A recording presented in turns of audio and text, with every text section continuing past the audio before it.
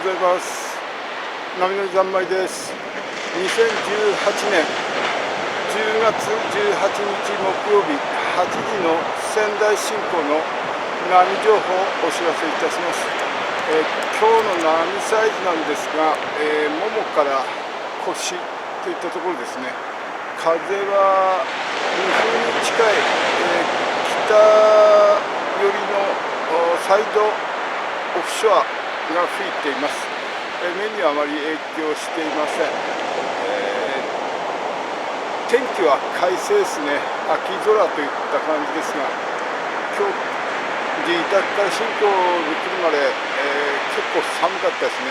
もうなんか冬っぽい感じがしていました。それでですね、人数は15名ほどですね。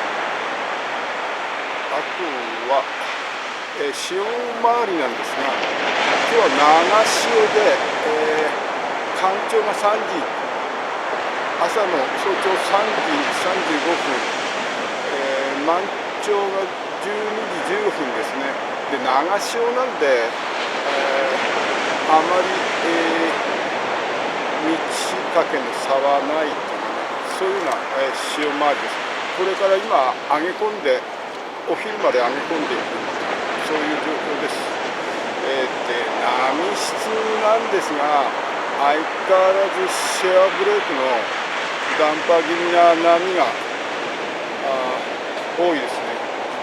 それでですね、今日もミニ海岸の上から撮影してるんですが、